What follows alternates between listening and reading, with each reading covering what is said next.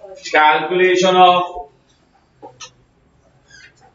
value of closing stock.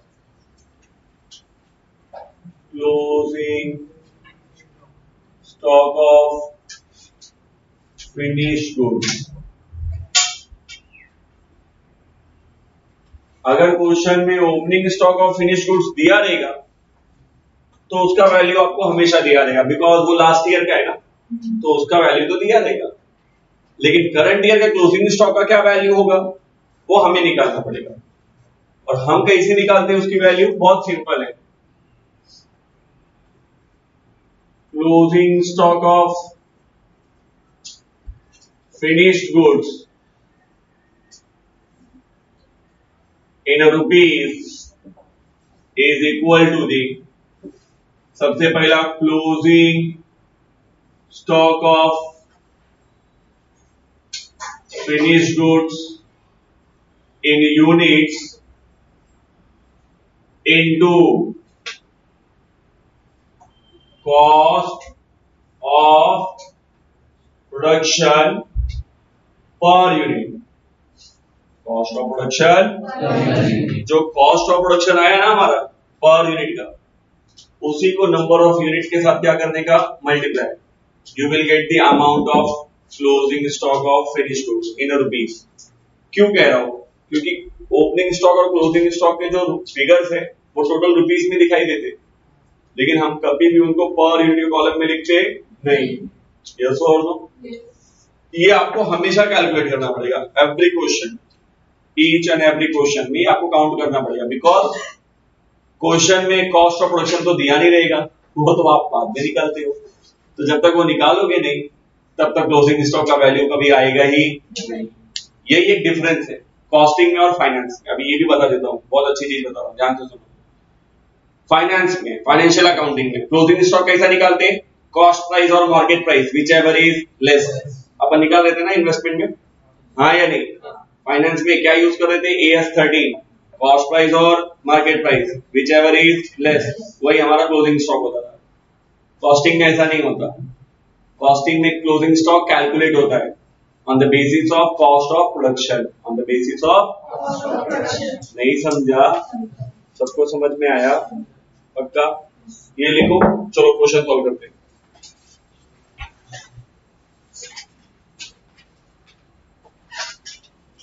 मैं एक notes लेके आता हूं।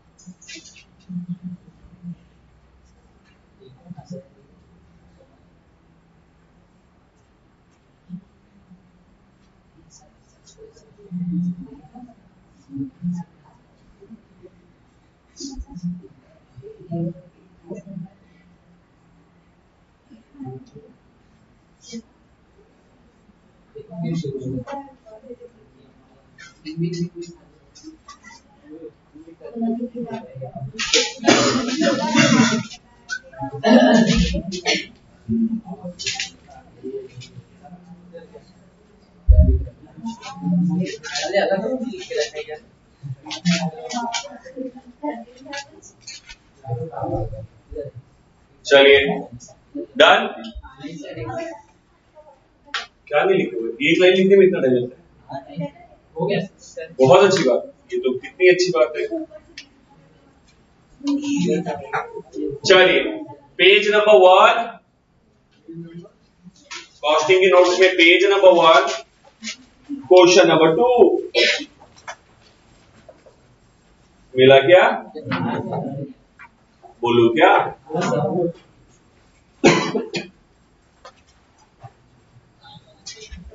कहते हैं, सब लोग बोर्ड में देखो, पहला क्वेश्चन है, मैं एक्सप्लेन करूंगा, मैं ही सॉल्व करूंगा, आप लोग इसे देखोगे और समझोगे, समझेगा तो लिखोगे। इस चैप्टर में 4 वैरायटी के क्वेश्चन आएंगे। कितने वैरायटी के क्वेश्चन आएंगे? 4। पहला सिंपल वाला जो अभी अपन सॉल्व करने वाले, सिंगल लिया था नॉर्मल। फिर मल्टीपल प्रोडक्ट, मल्टीपल एक ही क्वेश्चन में दो प्रोडक्ट का कॉस्ट दिया रहेगा, अपने को दोनों निकालना रहेगा। देन तीसरा आएगा ड्यूअल प्राइस, कि अपन प्रोडक्ट बनाने के बाद 2 प्राइस में बेचेंगे, इंडियन मार्केट में सस्ते में बेचेंगे और फॉरेन में महंगे में बेचेंगे। हाँ या नहीं समझा? ड्यूअल प्राइस के हिसाब से, सेलिंग के हिसाब से हम कैलकुलेशन सीखेंगे। और चौथा और लास्ट हम सीखेंगे एस्टिमेटेड कॉस्टिंग। इस साल का कॉस्टिंग बनाएंगे और अगले साल के लिए सोचेंगे। हाँ या नहीं? बात समझ में आया? यस और नो? ऐसे 4 वैरायटी के क्वेश्चन जब कवर हो जाएंगे तो अपना चैप्टर खत्म हो जाएगा। शुरू करो क्या? चलो, कहते हैं the following is the extract of the costing information for the year ended 31st March 2005. Sales 1,96,000. Sales का वैल्यू दिया है, हाँ या नहीं? इट मीन्स हम कॉस्ट निकालेंगे और जो भी बीच में डिफरेंस बचेगा, बैलेंस बचेगा, that should be what? Profit. That should be what? Either profit और लॉस, क्योंकि इन्होंने सेल पहले ही कर दिया है, सेल डिसाइड कर लिया तो प्रॉफिट या लॉस कुछ भी हो सकता है। हाँ या नहीं? नेक्स्ट, परचेज, रॉ मटेरियल कितने में परचेज किया था? 60,000। Direct wages 60,000। Rate, insurance, yes and no, and other works on cost. That means works on cost का मतलब क्या है? This all things are what? Factory खर्चे। वर्क्स का मतलब फैक्ट्री होता है। क्या होता है? फैक्ट्री ऑन कॉस्ट का मतलब ये सारे खर्चे जो रेट्स, इंश्योरेंस है, ये सब किसका है? फैक्ट्री का है। So it covers under the factory overhead. Yes और नो? पेंसिल से उधर बाजू में पोस्टिंग लिखोगे, फैक्ट्री ओवरहेड। कैरीज इनवर्ड, ये तो रॉ मटेरियल में ऐड हो जाएगा। कैरीज इनवर्ड किस में ऐड हो जाएगा? डायरेक्ट मटेरियल का फॉर्मूला कल लिखा के दिया था ना, opening stock plus purchases plus expenses, that is carries inward trade inward minus closing stock, कल लिखा के दिया था। नेक्स्ट, ओपनिंग स्टॉक रुपीस में दोनों दिया है, रॉ मटेरियल भी दिया है और फिनिश गुड्स का ओपनिंग स्टॉक यूनिट में भी दिया है, that is tons, 200 tons unit में दिया है ना, और रुपीस में भी दिया है 12,000। लेकिन जब क्लोजिंग स्टॉक देखोगे तो ऐसा नहीं दिखेगा। क्लोजिंग स्टॉक में रॉ मटेरियल का अमाउंट दिया है 11,000, लेकिन closing stock of finish goods देखो 400 टन्स दिया है, रुपीस दिया है क्या? हमको निकालना पड़ेगा। आज जो फॉर्मूला भी बोर्ड पे लिखा था अपन वही यूज करेंगे। नेक्स्ट, सुपरविजन, फैक्ट्री का खर्चा है ना, ब्रैकेट में फैक्ट्री चार्जेस लिखा है, कहां जाएगा? फैक्ट्री ओवरहेड में। कहां जाएगा? एडवर्टाइजिंग कहां जाएगा? सेलिंग एंड डिस्ट्रीब्यूशन ओवरहेड में। कहां जाएगा? ऑफिस ओवरहेड कहां जाएगा? ऑफिस एंड एडमिनिस्ट्रेशन ओवरहेड में। सेलिंग एक्सपेंस कहां जाएगा? सेलिंग एंड डिस्ट्रीब्यूशन ओवरहेड में। और कैरिज आउटवर्ड, ये भी कहां जाएगा? Selling and distribution overhead. Carriage outward है ना, फैक्ट्री में लाने का खर्चा फैक्ट्री का है, फैक्ट्री मार्केट में लेके जाने का खर्चा मार्केट का है, आउटवर्ड का मतलब मार्केट में लेके जाने वाला खर्चा। यस और no? Transportation cost paid for outward, yes और नो? Selling and distribution. अच्छा, इंपॉर्टेंट चीज क्या है? 3,000 ton of the commodities were produced, number of unit produce दिया है। क्या दिया है? Number of unit. क्या नहीं दिया है? Number of unit sold. हम कितना यूनिट बेचे ये बताया ही नहीं, हमको निकालना पड़ेगा। यस और नो? बोलो। नाउ हमसे क्या चाहते हैं? Prepare a detailed cost statement showing cost of output. पहला टोटल कॉस्ट निकालना है, किस में निकालना है? टोटल में भी निकालना है as well as per unit में भी निकालना है। तो मैंने फॉर्मेट भी वैसे ही सिखाया जिसमें रुपीस और पर यूनिट दोनों रहेगा। हाँ या नहीं? और क्या चाहते हैं? Net profit of the year. हमसे पूछ रहे कि बताओ साल का प्रॉफिट कितना होगा। कोई दिक्कत नहीं, आराम से सॉल्व कर सकते हैं। मैं बोर्ड में सॉल्व कर रहा हूं, सब लोग थोड़ा सा ध्यान देंगे। ज्यादा दिया तो भी चलता है।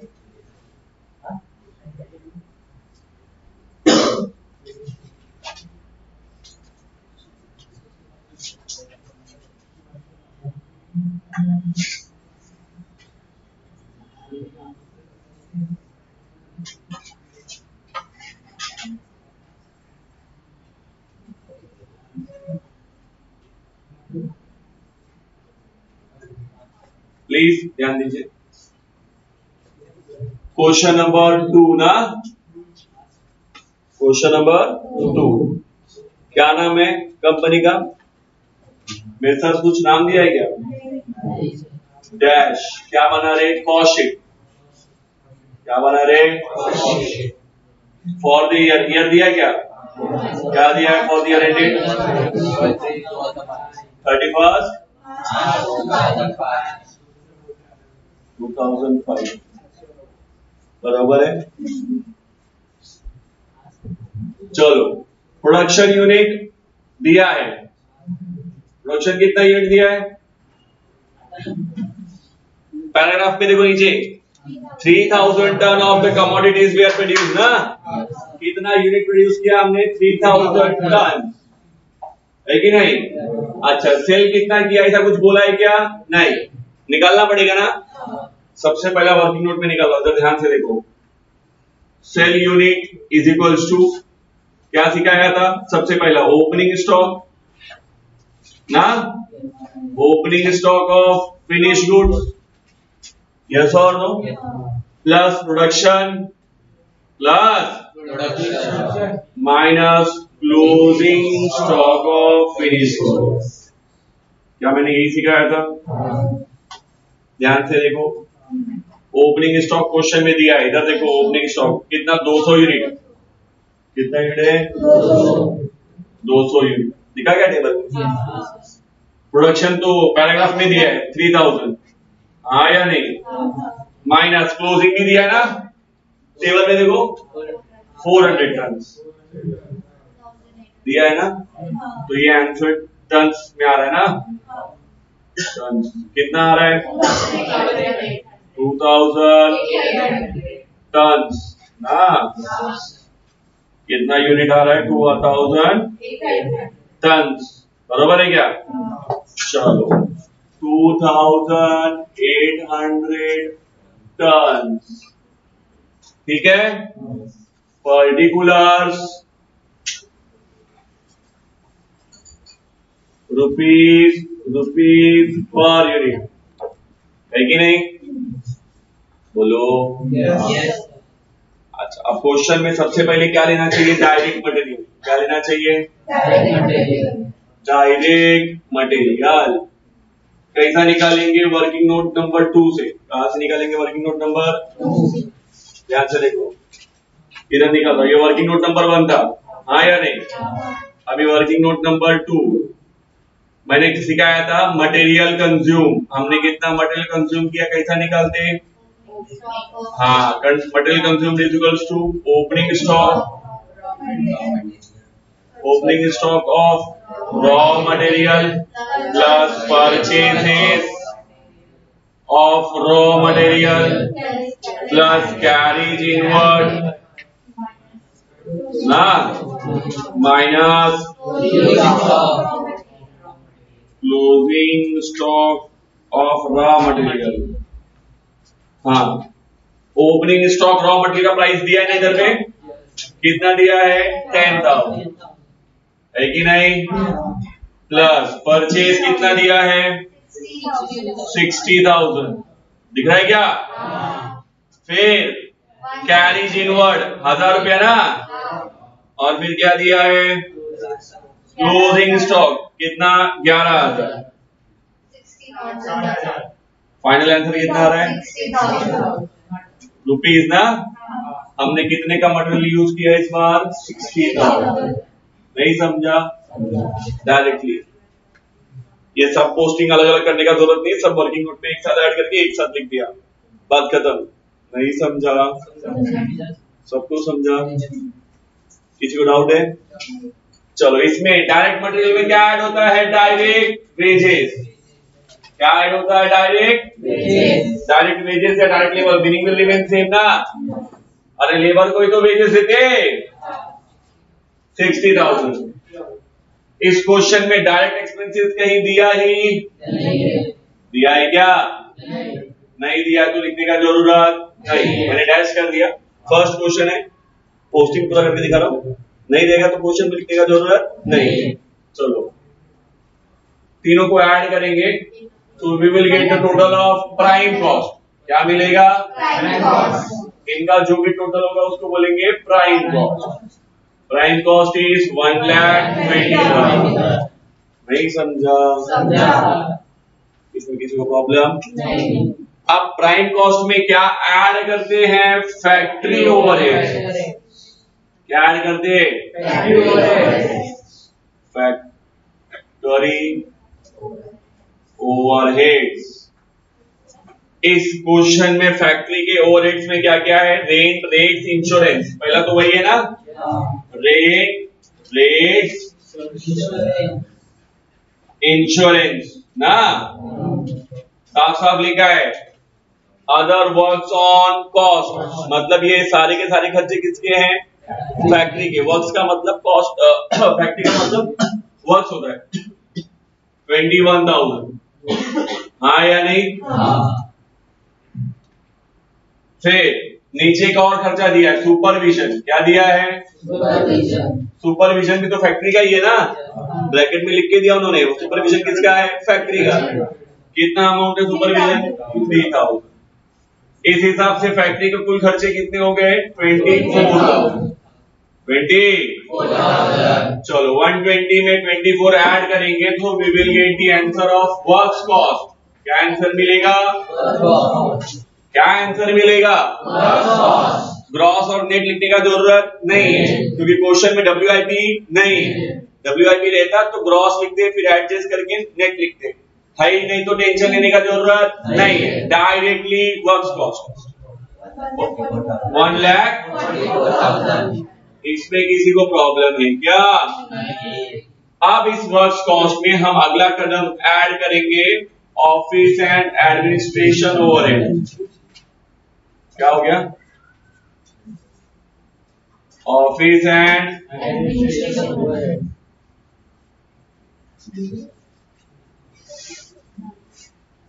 किसी को प्रॉब्लम है क्या?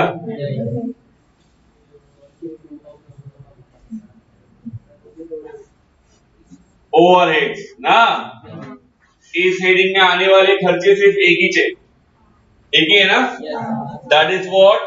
Office overheads. क्या है? Office overhead. एक ही है तो सीधा आउटर कॉलम में लिख दूं ना, एक ही है, यही टोटल है। हाँ या नहीं? That is how much? 30,000। हाँ या नहीं? ऐड कर देंगे so we will get the answer of cost of production.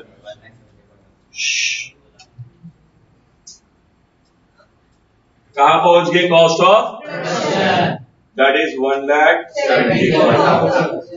अभी एक बात सिखाया था, पर यूनिट निकालने के लिए कॉस्ट ऑफ प्रोडक्शन तक अपन ये सारा रुपीस किससे डिवाइड करेंगे? Number of unit produced.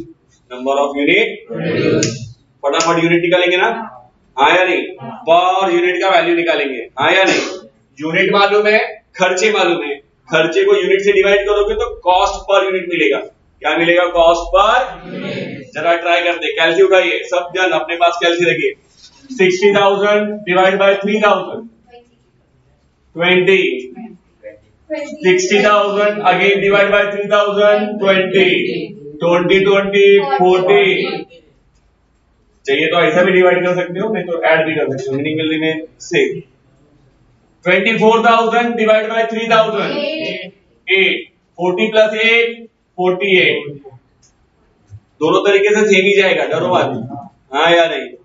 चलो 30,000 डिवाइड बाय 3,000 10 10 58। पहुंच गए? पहले यहां तक आ जाने का। अब क्या करेंगे? अब इसमें कॉस्ट ऑफ प्रोडक्शन में ऐड होता है opening stock of finished goods. क्या ऐड होता है? Opening stock of finished goods. Opening stock of finished goods. Question में दिया है opening stock of finish goods का वैल्यू दिया है ना, हाउ मच अमाउंट गिवन 12,000, कितना दिया है 12,000. It will be going to add na. Now let's closing stock of, ये तो निकालना पड़ेगा, ये तो दिया नहीं ना, रुपी से यहाँ पे से क्वेश्चन मार्क दिया है ना, हम निकालेंगे, डरो मत. Working note number 3, working note number 3, closing stock of finish goods in rupees na is equals to units into cost of production per unit. Cost of production per unit.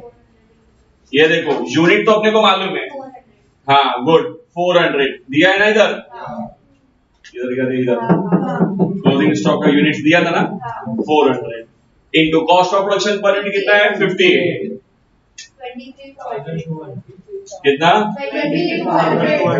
23,200, that's it, बराबर है rupees ना 23,200. ये less करने का है ना, हाँ या नहीं, 1,74,000, 1,74,000 add 12,000 minus 23,200, you will get the answer. What amount is 1,62,800. This is what cost of goods sold. Cost of goods sold. Understood? Yes or no? और अभी यहां से पर यूनिट निकालने के लिए divide by number of unit sold, 1,62,800 divide by 2,800. नहीं समझा? नहीं समझा? सबको क्लियर है? आगे बढ़ू. अब यहां से जब भी मैं बोलूंगा पर यूनिट निकालना है तो आप रुपीस से डिवाइड करोगे 2,800 से, क्योंकि अपन ने जो यूनिट बेचना नहीं है उनको एडजस्ट कर दिया. अब यहाँ पे जो मिला है वो बेचने वाली यूनिट से, तो खर्चे बेचने वाले यूनिट के हिसाब से डिवाइड होने चाहिए. नहीं समझा? सबको समझा? चलिए अब इसमें ऐड करेंगे सेलिंग एंड डिस्ट्रीब्यूशन ओवरहेड. क्या ऐड करेंगे? Selling and distribution overhead.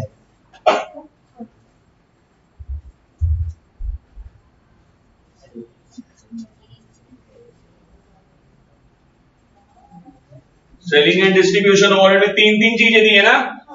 सबसे पहला एडवर्टाइजिंग, एडवर्टाइजिंग ना, एडवर्टाइजिंग कितना 4,000. नेक्स्ट सेलिंग एक्सपेंसेस कितना है 6,000. ओके. Then carriage outward 2,000. बहुत अच्छी बात. 12,000 ना, हाँ या नहीं? 12,000 डिवाइड बाय 2,800, हाँ 4. ठीक है, आगे कंटिन्यू करते हैं. आप इसको इधर टोटल करेंगे ना, ऐड करेंगे, so we will get the answer of cost of sales. क्या मिलेगा? Cost of sales. यस और नो? टोटल 1,74,800. 1,74,800. बहुत अच्छी बात. 1,74,800 डिवाइड बाय 2,800, 62. डन. अब इसमें कितना प्रॉफिट हुआ ये तो नहीं पता, हाँ या नहीं? हमें कितना प्रॉफिट चाहिए तो नहीं मालूम, पर हमें ये मालूम है कि सेल्स कितना हो रहा है. सेल्स क्वेश्चन में दिया है ना, हाँ या नहीं? सेल्स का वैल्यू कितना दिया? 1,96,000. 1,96,000 ये सेल्स का वैल्यू है ना, और ये सेल्स का वॉल्यूम है, नंबर है ना. 1,96,000 डिवाइड बाय 2,800, 70. हमने 70 रुपए में एक गुड्स बेचे ना. भाई बेचे तो इतने गुड्स है, अमाउंट कितने में बेचा है? 196 में. तो 1,96,000 को नंबर ऑफ यूनिट से डिवाइड कर दिया, got the value of per unit selling price per unit कितने में बेचा? 70। अब सिंपल है, डिफरेंस दोनों के बीच का डिफरेंस ना 8 रुपया पर यूनिट। हमने प्रॉफिट कितना कमाया है? 8 रुपया पर यूनिट। यस और नो? सिंपल। और भी है, इसका भी डिफरेंस निकाल लो तो भी आंसर आ जाएगा, या 8 मल्टीप्लाई बाय 2800 किया तो भी आंसर आ जाएगा। आएगा ना? नहीं समझे? ये आपका क्या रहेगा? Balancing figure. क्या रहेगा? Balancing figure. नहीं समझा? कितना है बोलो? 21,200। नहीं समझा? क्या हो गया? ये है सिंपल क्वेश्चन। अभी इसमें कैसा हुआ? अभी इसमें कोई भी चेंजेस नहीं डाला होगा। चेंजेस अभी आएगा, ये 20 मार्क के लिए नहीं आता। 20 मार्क के लिए जब आएगा तो क्वेश्चन अपने पूरे अवतार में आएगा। ध्यान से समझ लेना। इस बार कॉस्टिंग थोड़ा डिफिकल्ट रहता है। सेमेस्टर 5 का कॉस्टिंग थोड़ा बच्चों को डिफिकल्ट जाता है, सेमेस्टर 6 का कॉस्टिंग इजी जाता है। सर 8 से अगर मल्टीप्लाई करें तो अलग आ रहा है आंसर। 22 मतलब 6 8 मल्टीप्लाई 2 अगर हम लोग डिवाइड करके देखा ना 21,200 को 2008 से, तो फिर अमाउंट आ रहा है 7.57 करके कुछ, तो वो 80 होगा ना राउंड ऑफ किया? नहीं, ऐसा राउंड ऑफ नहीं चलता। एक मिनट रुको, एक मिनट रुको। इधर ये 4 राउंड ऑफ करके निकाला है, नहीं चलेगा। जो एग्जैक्ट फिगर आ रहा है वो बताओ। 4.2 आ रहा है। कितना आ रहा था? 4.2। ताई 2 पैसा अगर तू 1 यूनिट में छोड़ेगी, 1 लाख यूनिट छोड़ दी तो तू 2,000 रुपए छोड़ दी, बराबर है ना? 1 करोड़ यूनिट छोड़ दी तो तूने 2 लाख रुपए का। नहीं समझे मेरा बात? पर यूनिट के प्राइस में जोड़ लेंगे। मेडिकल में जब तुम मेडिसिन लेता है देखो उसमें प्राइस लिखा रहता है, वो डेसिमल में लिखा रहता है, हाँ या नहीं? अभी मत बोलना, दुकान वाला तो राउंड ऑफ लेता है क्योंकि 58 पैसा तुम्हारे लिए पॉसिबल नहीं देना। क्या हो गया? मैं बता रहा हूँ, टेंशन मत लो। 4.2 आया एग्जैक्ट फिगर। चलो टोटल किया अभी 1,74,800 डिवाइड बाय 2,800। ये अमाउंट डिवाइड बाय 2,800 बोलो 62.4। इन दोनों का डिफरेंस कितना है? 62.4 कैसे आएगा? तो इसका 4.29। तो तुम लोग पूरा क्यों नहीं बताते एक बार में? आधा आधा के बैठते रहे। इधर का आंसर क्या आ रहा था? 4.2। इधर के आंसर में कुछ जोड़ किया है क्या? यहाँ से पॉइंटर में ना जब पूछता हूँ डिवाइड करके तो पूछने ना सर डेसिमल में आ रहा है। पर यूनिट में डेसिमल का बहुत फ्रैक्शन का बहुत कीमत है यार। 40 पैसा एक एक प्रोडक्ट में निकल लोगे तो 1 लाख प्रोडक्ट में तुम लोग सीधा 4,000 का। नहीं समझा? ए बाबा कॉस्टिंग कर रहे, फाइनेंस नहीं है, राउंड ऑफ में लिखना है, रुपीस नहीं लिख रहे, यूनिट का प्राइस लिख रहे। इसमें कोई झोल नहीं चाहिए। 158 पक्का? इधर 4.29 ना? आगे भी कुछ आ रहा था क्या? इसमें 9 कर दिया। ओके ठीक है, उसने राउंड ऑफ कर लिया। ठीक है, ठीक, कोई दिक्कत नहीं। हाँ, छोटा सा डेसिमल की वजह से डिफरेंस चलता है, पर बहुत बड़ा डिफरेंस पॉसिबल नहीं है। अब जरा 1,74,800 डिवाइड बाय 2,800 कितना? 4 आ रहा है एग्जैक्ट। ओके, नाउ अभी अमाउंट का डिफरेंस निकालो दोनों में। इसका अमाउंट 1,96,000 था ना? 21 जरा 21,200 डिवाइड बाय 2,800 करो। 7.57 आता है। हाँ तो राउंड ऑफ करेंगे तो 6 होगा ना? यस और नो? नहीं समझा? इधर में राउंड ऑफ किया है ना तुमने, तो इधर में भी राउंड ऑफ ही होगा। यस और नो? नहीं समझा? पर यूनिट में ना एग्जैक्ट फिगर जाना चाहिए। तो डेसिमल के बाद का 2 फिगर हमेशा लेने का। सर उससे भी ज्यादा है तो मैक्सिमम 3 ले सकते हो, पर नॉर्मली 2 ही लेने का, डेसिमल के बाद तक का 2 लेने का।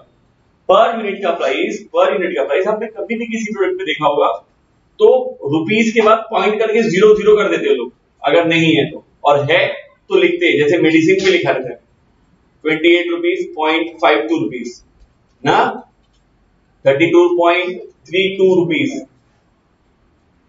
पर यूनिट के प्राइस में आप फ्रैक्शंस को हटाना नहीं समझा? कॉस्टिंग में कैलकुलेशन थोड़ा अलग चलता है। अगर मैं एक एक यूनिट पे इतना बड़ा फ्रैक्शन छोड़ते हुए जाऊंगा, आंसर छूट जाएगा। किसी को भी डाउट है? अब तो पूछेगी सर एकदम एग्जैक्ट फिगर क्यों नहीं आ रहा है ना? नहीं।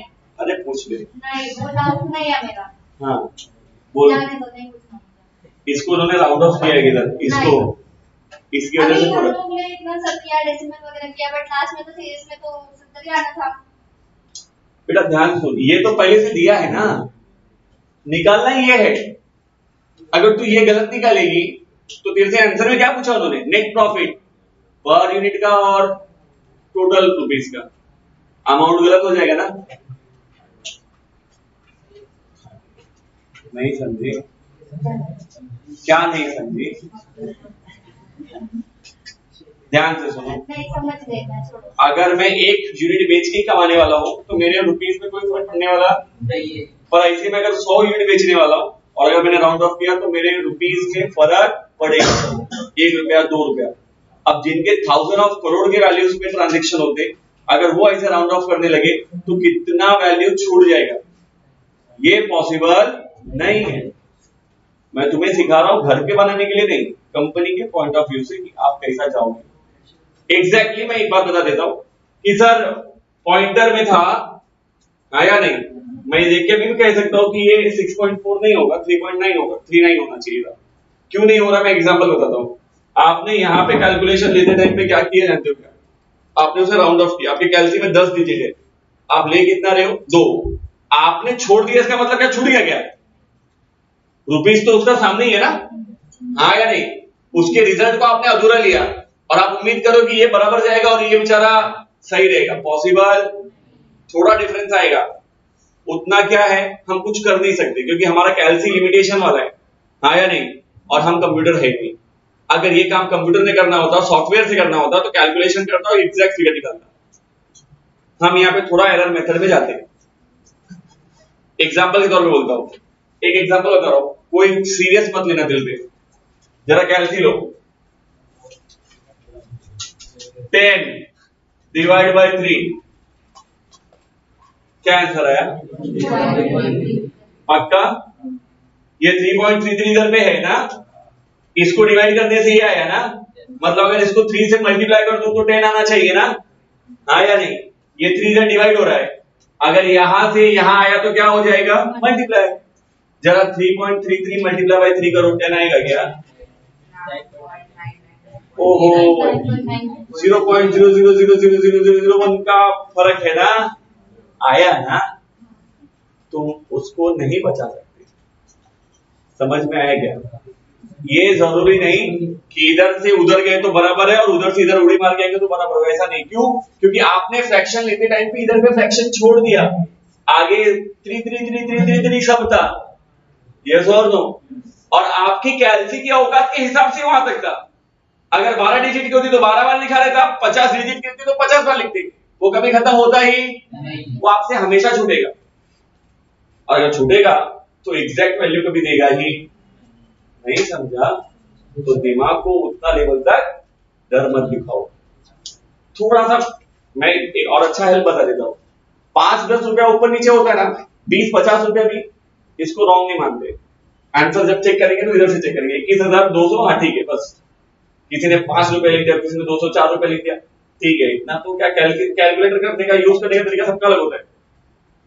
मैं कितना भी समझा दूं, 0.5 के ऊपर है तो एक कंसीडर करो, नहीं करो, हाँ या नहीं? तो अभी जैसा डेसिमल में था, इधर पे जिसने राउंड ऑफ करते टाइम क्या बोला उसने, सर 28 था, उसके आगे 57 था, मैंने राउंड ऑफ करके इधर 29 कर दिया, है ना? पर सब लोग ऐसा करेंगे ऐसा जरूरी नहीं है, और उसकी वजह से आंसर भी चेंज हो सकता नहीं, समझे? ये आपके ओवरऑल करने के ऊपर बेस करता है।